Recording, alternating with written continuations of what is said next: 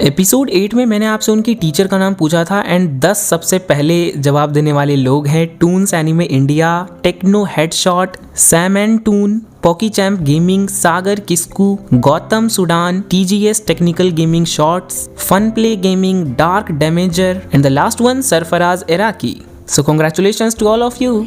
Episode की शुरुआत वहीं से होती है जहां हमारा पिछला एपिसोड खत्म हुआ था। तमाराई सबको बता रही होती है, मैं हमेशा से ही स्पोर्ट्स में अच्छी रही हूं, दूसरे और प्लेयर्स के कंपेयर में मेरे रिकॉर्ड्स हमेशा से अच्छे रहे हैं क्योंकि स्पोर्ट्स मुझे अच्छा लगता था, लेकिन इस वजह से दूसरे लोगों से मुझे हमेशा नफरत मिली। मैं जितनी मेहनत करती दूसरे लोगों को उतना बुरा लगता था और मेरे स्कूल के वक्त में भी मैं जितना अच्छा खेलती लोग मुझसे उतना दूर होते जाते और मैं हमेशा अकेले रह जाती। फिर तमाराई काइजाकी के उस सवाल का जवाब देती है जो काइजाकी ने उससे पिछले एपिसोड में पूछा था कि तुम ऐसे कॉलेज में क्यों नहीं गई जहां स्पोर्ट्स की इज्जत हो। तमाराई कहती है क्योंकि मैं इन सभी चीज़ों से थक चुकी थी, इसीलिए मुझे कुछ ऑफर्स भी आए थे ऐसे कॉलेजेस से, लेकिन मैंने उन्हें ठुकरा दिया था और इस कॉलेज आ गई थी। लेकिन मुझे अभी भी वॉलीबॉल बहुत पसंद था तो मैं इसी कॉलेज के वॉलीबॉल टीम को देखने गई और मेरी नसीब बड़ी अच्छी थी कि उसी दिन मुझे वहाँ पर कारयू मिली। उसके बाद सीन पास्ट में शिफ्ट होता है और हमें आज से 2 साल पहले यानी इनके कॉलेज के फर्स्ट ईयर का सीन दिखाया जाता है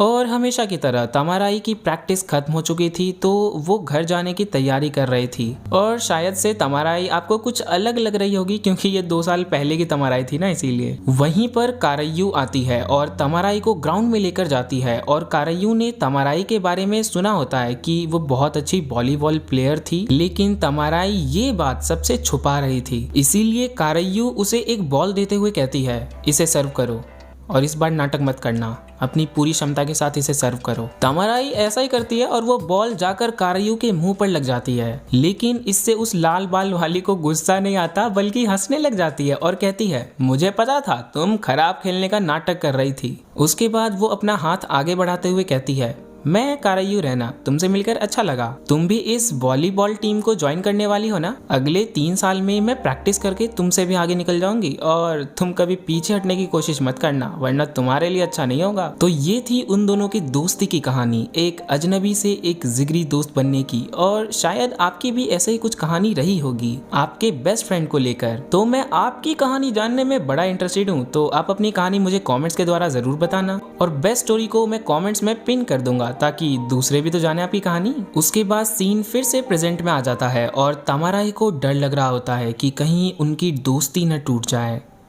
वो कारयू से बात तो करना चाहती है लेकिन उसे डर लग रहा होता है कि कहीं ये उसकी आखिरी बात ना हो जाए क्योंकि उस लाल बाल वाली के बालों से भी ज्यादा लाल उसका गुस्सा है। अब यहीं पर चिजुरू भी अपने पास्ट के बारे में बताती है कि बचपन में उसका बहुत बार ट्रांसफर हुआ होता है। स्टार्टिंग में तो वो दोस्त बनाने के लिए बहुत उत्साहित थी, लेकिन जैसे जैसे उसका ट्रांसफर होता गया उसका उत्साह कम होता गया क्योंकि जितनी बार भी वो दोस्त बनाती उतनी बार उसका ट्रांसफर हो जाता और उसे इस बात का डर सताने लगा कि शायद कोई भी उसे याद नहीं रखने वाला, इसीलिए उसने दोस्त बनाना ही छोड़ दिया, यहाँ तक कि लोगों से बात करना भी। और एज अ रिजल्ट चिजुरू हम सबके सामने है और वो तमाराई को भी समझाती है, अगर तुम भी लोगों को मेरी तरह इग्नोर करने लगी तो तुम्हारा भी हाल मेरी तरह ही हो जाएगा। तुम्हें अपने दोस्तों की इज्जत करनी चाहिए, मेरी तरह हार मत मानो। चिजुरू तमाराई और कारयू के दोस्ती की गहराई से जलती थी और ये बात वो तमाराई को भी बताना चाहती थी ताकि उसका हौसला बढ़े, लेकिन वो ऐसा कर नहीं पा रही थी। तब काइजाकी उसकी मदद करता है और वो ऐसा कर पाती है। वो और कहती है,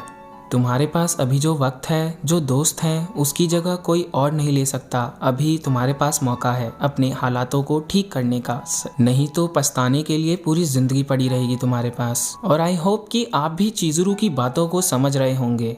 इसके बाद तमाराई को थोड़ी हिम्मत मिलती है और वो कारयू से बात करने के लिए तैयार हो जाती है और वो मुस्कुराती है। उसे हंसते हुए देखकर चिजुरू कहती है, मैंने तुम्हें आज बहुत दिनों बाद हंसते हुए देखा क्योंकि पिछले कुछ दिनों से तो तुम बड़ी बदसूरत दिख रही थी। चिजुरू कुछ और बोलते उससे पहले ही तमाराई उसे बीच में रोक लेती है और कहती है, ये सब मत कहो। फिर ये लोग जाने का फैसला करते हैं क्योंकि इन्हें बहुत देर हो चुकी थी, लेकिन बाहर तो अलग ही प्रोग्राम चल रहा होता है और जैसे ही इन लोगों को पता चलता है कि वो सब बाहर आ रहे हैं तो ये लोग घबरा जाते हैं और छुपने के लिए इधर उधर जाने लगते हैं, लेकिन ये लोग बच नहीं पाते और पकड़े जाते हैं और फिर सब आमने सामने होते हैं और काइजाकी उन सब से कहता है, तो और भाई लोग क्या हालचाल। ये तो हो गया मस्ती मजाक, लेकिन कारयू हिम्मत नहीं कर पाती है तमाराई से बात करने की, इसीलिए वो भाग जाती है और उसके पैर भी अभी पहले से बेहतर होते हैं, इसीलिए वो भाग पा रही होती है। अब यहाँ पर ओगा सबको वही बात बताता है जहाँ पर कारयू रोने लगी थी। आपको भी याद होगा ना कि जिस दिन बूढ़ा काइजाकी ने अकेला छोड़ा था तब क्या हुआ था। तो ओगा कहता है कि वो चोट की वजह से नहीं रोई थी, उसे भी तुम्हारी और इस टीम की चिंता है, इसीलिए वो रो रही थी। बस वो दिखाना नहीं चाहती कि उसे तुम्हारी चिंता है, और ऊपर वो कुछ ज्यादा ही जिद्दी है। और तमाराई को भी यही लगता है और उसे लग रहा होता है कि टूर्नामेंट के दिन कारयू जरूर आएगी। फिर सारे दोस्त कुछ हंसी मजाक करने लगते हैं और काइजाकी उन्हें बड़ी खुशी से देख रहा होता है। उसके बाद हमें काइजाकी को दिखाया जाता है जहां उससे रियो का कॉल आता है और रियो उससे पूछता है, तो इस वीकेंड तुम्हारा क्या प्लान है काइजाकी? तो काइजाकी कहता है, मैं चिजुरू के साथ वॉलीबॉल का मैच देखने जा रहा हूँ। तो रियो उसे ट्रोल करते हुए कहता है, अच्छा तो तुम एक डेट पर जा रहे हो। लेकिन रियो को भी सारी बातें पता होती हैं करंट सिचुएशन को लेकर, क्योंकि ससुरा पूरा दिन काइजाकी पर नजर जो रखे रहता है। एंड फिर अचानक ही पता नहीं कहां से, लेकिन रियो काइजाकी को थैंक यू बोलता है। एंड इस पर काइजाकी अचंभित होते हुए पूछता है, तुम्हें अचानक से क्या हो गया? फिर से पगला गए हो क्या? थैंक यू किस लिए बोल रहे हो? तो रियो कहता है, बस वैसे ही मन किया तो कह दिया। उसके बाद रियो कल मिलते हैं कहकर फोन काट देता है। एंड देन हमें अगले दिन टूर्नामेंट का सीन दिखाया जाता है जहां सब आए होते हैं, लेकिन कारयू नहीं आई होती और सबको इस मैच की चिंता होने लगती है, क्योंकि अगर कारयू नहीं आई तो तमाराई भी इस मैच को अच्छे से नहीं खेल पाएगी। तो चिजुरू सबसे पूछती है, क्या किसी को पता है कारयू कहाँ रहती है? लेकिन सब मना कर देते हैं कि नहीं, हमें नहीं पता। यहाँ तक कि ओगा को भी कारयू का घर नहीं पता। लेकिन तभी काइजाकी को रियो का मैसेज आता है और उसने मैसेज में कारयू का एड्रेस भेजा था।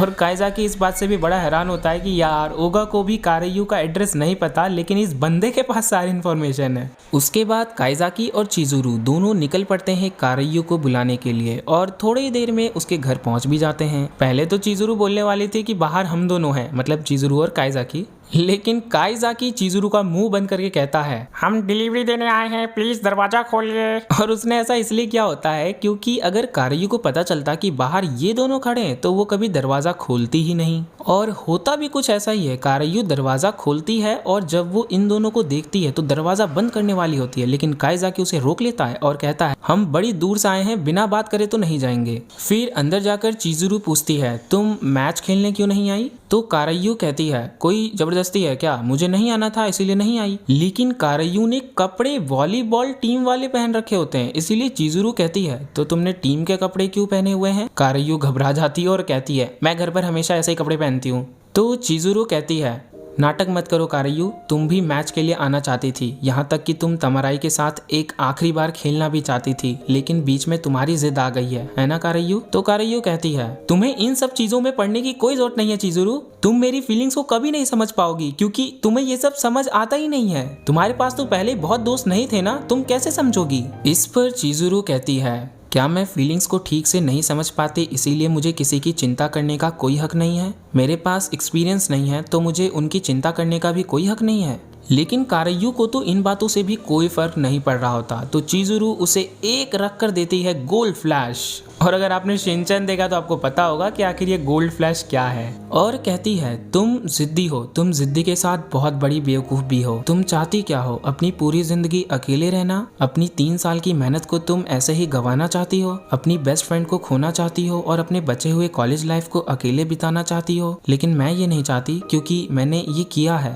तुम्हारे पास ये मौका दोबारा नहीं आएगा। या तो तुम अभी उस मैच में जाकर तमाराई के साथ हंसते हुए गेम खेलो या फिर जिंदगी भर पछताते रहो, चॉइस तुम्हारी है। लेकिन मैं चाहती हूँ कि हम तीनों फिर से एक साथ लंच करें। और इतना समझाने के बाद फाइनली कारयू की जिद या फिर कहें तो ईगो टूट जाती है और वो कहती है, मैं भी खेलना चाहती हूँ। हमने इस दिन के लिए 3 साल मेहनत की है और एक आखिरी बार खेलना चाहती हूँ, लेकिन मैं क्या करूँ, 2 हफ्ते से चोट की वजह से प्रैक्टिस नहीं की है। मैं तो तमाराई के साथ नजरें भी नहीं मिला पाऊंगी। मेरे टीममेट्स को मेरी कोई जरूरत नहीं है। मैं जबरदस्ती नहीं घुस सकती, इसीलिए मैंने टीम छोड़ने का फैसला किया। लेकिन तुम सबने मुझे रोकने की कोशिश की, तुम ऐसा क्यों कर रहे हो? चिजुरू कहती है, क्योंकि हम सब दोस्त हैं और हम तुमसे प्यार करते हैं। तमाराई भी तुम्हारे साथ खेलना चाहती है, अभी भी देर नहीं हुई है। तुम दोनों एक दूसरे के साथ एक आखिरी मैच खेलना चाहती हो और हम भी यही चाहते हैं, तो चलो कारयू। और उसी वक्त काइजाकी को ओगा का फोन आता है और वो बताता है कि फर्स्ट राउंड में हम लोग हार चुके हैं और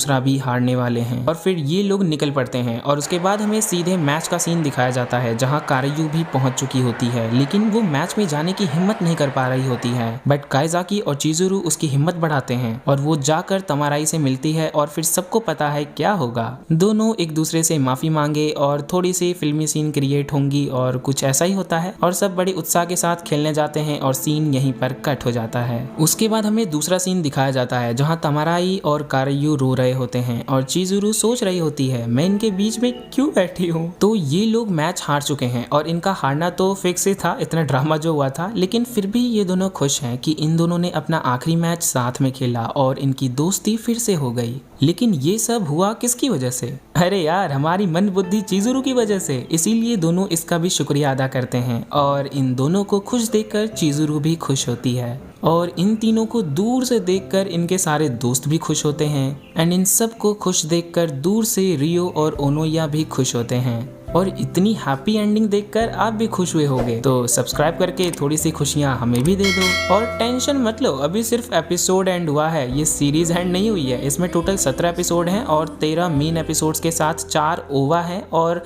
ओवा क्या होता है ये मैं आपको नहीं बताने वाला, आप हमारे मेन चैनल को देख सकते हैं, वहाँ पर link is in the description. तो चलो मिलते हैं नेक्स्ट वीडियो में।